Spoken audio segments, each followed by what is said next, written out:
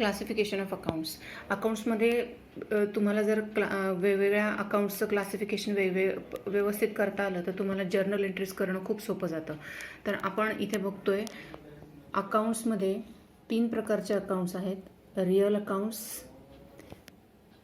Nominal accounts आणि तिसरं जे आहे ते पर्सनल अकाउंट. तर पहिल्यांदा आपण बघूया रिअल अकाउंट म्हणजे काय. नावावरून आपल्याला समजतं रिअल म्हणजे असे ॲसेट्स किंवा अशा वस्तू ज्या आपण टच करू शकतो, बघू शकतो, एक्सचेंज करू शकतो. म्हणजे ॲक्च्युली ज्या आहेत असे जे काही वस्तू आहेत त्या सगळ्यांना आपण रिअल अकाउंट्समध्ये क्लासिफाय करणार आहोत, रिअल अकाउंट्समध्ये टाकणार आहोत. म्हणजे कोणत्या कोणत्या, तर याच्यामध्ये तुमची बिझनेसची प्लांट अँड मशिनरी असू शकते, लँड अँड बिल्डिंग असू शकतं, कम्प्युटर्स असू शकतात, मोटर व्हॅन असू शकते. इथे आपण बघूयात आपल्याला दिसत आहेत रिअल अकाउंट्समध्ये टँजिबल आणि इनटँजिबल अशा 2 सब टाईप्स दिलेले आहेत. टँजिबल म्हणजे जे दिसू शकतात असे ॲसेट्स आणि जे दिसू शकत नाहीत असे ॲसेट्स. आता दिसू शकत असणारे कोणकोणते ॲसेट्स आहेत आपल्या बिझनेसमध्ये, मशिनरी असू शकते बिझनेसची, लँड अँड बिल्डिंग असू शकतं, प्रॉपर्टी असू शकते, computers, fixtures, furniture, cash, motor van, हे सगळे काय झाले तुमचे दिसू शकणारे ॲसेट्स. म्हणजे जे काही तुमचे ॲसेट्स आहेत बिझनेसमध्ये ते सगळे रिअल अकाउंटमध्ये आपण त्यांना एकत्र करणार आहोत. आणि जे काही इनटँजिबल ॲसेट्स आहेत, even though they are intangible but they are assets, म्हणजे काय जरी न दिसणारे असले तरी ते ॲसेट्स आहेत. म्हणजे कोणते कोणते, तर गुडविल. गुडविल म्हणजे काय, तर बिझनेसची रेप्युटेशन मार्केटमध्ये काय आहे त्याला आपण गुडविल म्हणतो, ती खूप महत्त्वाची असते. त्यानंतर आहे पेटंट आणि कॉपीराईट. पेटंट आणि कॉपीराईट आपल्याला माहिती आहे. कॉपीराईट आपण कुठल्याही एखाद्या गाण्याचं कॉपीराईट घेतात किंवा साहित्य निर्मितीचं कॉपीराईट असतं, किंवा पेटंट कुठलाही आपण आपल्या देशाने हळदीचं पेटंट घेतलेलं आहे, बासमतीचं पेटंट घेतलेलं आहे. तर हे सगळे काय झाले इनटँजिबल ॲसेट्स झाले, ते आपल्या ॲसेट्स आहेत. तर जे काही आपल्या बिझनेसचे ॲसेट्स असतात ते सगळे रिअल अकाउंटमध्ये जातात. नेक्स्ट दुसरं अकाउंट सांगितलं त्यांनी नॉमिनल अकाउंट. नॉमिनल अकाउंट हे 2 प्रकारात असतात, जे म्हणतो आपण एक्सपेन्सेस अँड लॉसेस आणि इन्कम्स अँड गेन्स. आता नॉमिनल अकाउंट म्हणजे असं अकाउंट ज्याच्यामध्ये एक्सपेन्सेस पण आहेत, लॉसेस पण आहेत आणि इन्कम आणि गेन दोन्ही पण आहेत. तर बिझनेस म्हटला की एक्सपेन्सेस लॉसेस असणारच, पण नुसते एक्सपेन्सेस लॉसेस नसतात, तर कधी कधी आपल्याला इन्कम आणि गेनही होऊ शकतो. तर ते कोणते कोणते, तर तुमचा बिझनेस सुरू केला, फॉर एक्झाम्पल तुमचा रेडीमेड गार्मेंटचा बिझनेस आहे आणि त्या बिझनेसमध्ये तुम्हाला डे टू डे ऑपरेशनसाठी जे काही एक्सपेन्सेस खर्च येतो, for example day to day ऑपरेशनसाठी तुम्हाला दर महिन्याला सेल्समनचा पगार द्यावा लागतो, त्या शॉपचं रेंट द्यावं लागतं, इन्शुरन्सचं पेमेंट करावं लागतं, काही ॲडव्हर्टिजमेंटचा खर्च करावा लागतो, जे काही रेंट आणि टॅक्सेस असतात ते द्यावे लागतात. तर इनवॉइसचं प्रिंटिंग करण्यासाठी तुम्हाला प्रिंटिंग अँड स्टेशनरीचं बिलिंग करावं लागतं. नंतर ट्रॅव्हलिंगचे एक्सपेन्सेस असतात.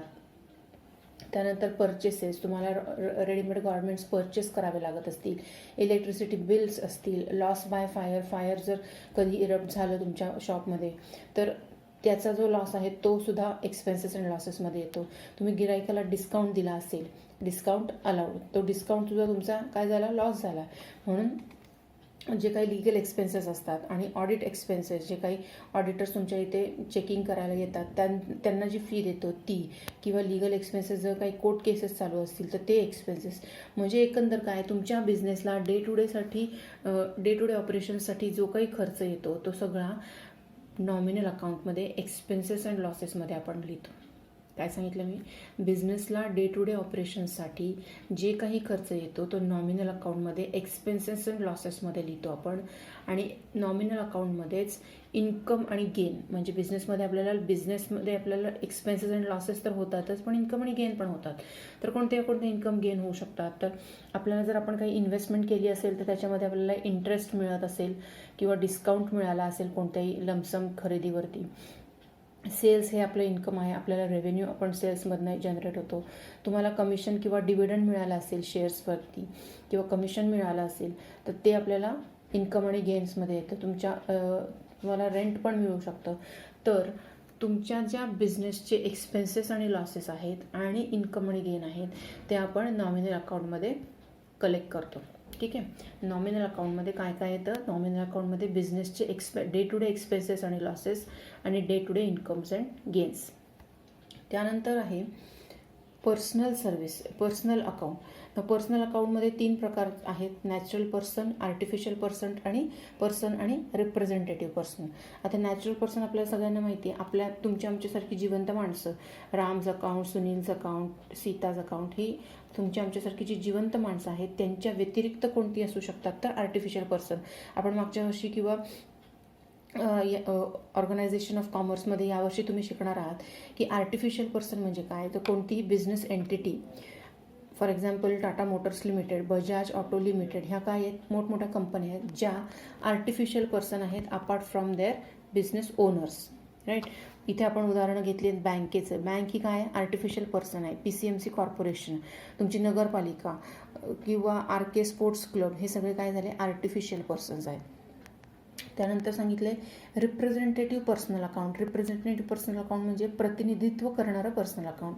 म्हणजे इथे आपण नॅचरल पर्सन जे बघितले, सुनील, राम आणि सीता, यांचं प्रतिनिधित्व करणारी जे अकाउंट्स आहेत. फॉर एक्झाम्पल इथे दिलेत आपण आउटस्टँडिंग एक्सपेन्सेस. आउटस्टँडिंग म्हणजे जे आपण पेमेंट करायचे राहिलेले आहेत त्याला म्हणतो आउटस्टँडिंग एक्सपेन्सेस. फॉर एक्झाम्पल तुमच्या रेडीमेड गार्मेंटच्या दुकानामध्ये ज्या सेल्समॅनला तुम्ही सॅलरी देताय त्याची सॅलरी तुम्ही या महिन्यात दिलेलीच नाही आहे, तर ती काय असणार आहे, आउटस्टँडिंग सॅलरी. म्हणजे एक्सपेन्स झाला ना तुमचा तो, म्हणून आउटस्टँडिंग एक्सपेन्स.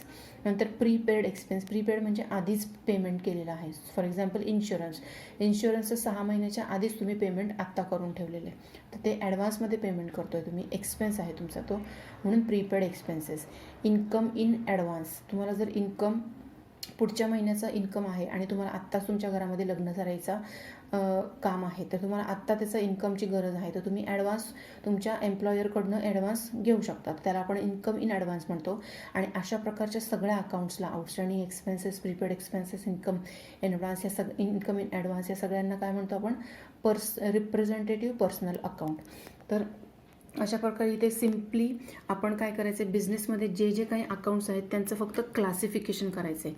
कसं क्लासिफिकेशन करायचं आहे, बिझनेसमधले जे काही ॲसेट्स आहेत, भले ते टँजिबल असो इंटँजिबल असो, त्या सगळ्या ॲसेट्सना आपण रिअल अकाउंट्स म्हणायचे. म्हणजे सगळं जे वस्तूशी निगडीत आहे, वस्तू आली किंवा गेली तर ती सगळी कशामध्ये येईल, रिअल अकाउंटमध्ये येईल. ठीक आहे. त्यानंतर आहे नॉमिनल अकाउंट. नॉमिनल अकाउंट म्हणजे ह्या सगळे एक्सपेन्सेस कशाशी रिलेटेड आहेत, हे एक्सपेन्सेस सगळे सर्व्हिसेसची रिलेटेड आहे. सर्व्हिसेस म्हणजे काय, सेल्समनची सर्व्हिस मिळाली आपल्याला म्हणून आपण त्याला सॅलरी देतो. भाडं मिळालं आपल्याला सर्व्हिस मिळाली. इन्शुरन्सची सर्व्हिस मिळाली, ॲडव्हर्टिजमेंटची सर्व्हिस मिळाली. तर सर्व्हिसेसची रिलेटेड जे काही एक्सपेंडिचर्स आहेत ते सगळे आपण नॉमिनल अकाउंटमध्ये कलेक्ट करतो. आणि जे काही इन्कम्स आहेत ते पण नॉमिनल अकाउंटमध्ये क्रिएट करतो.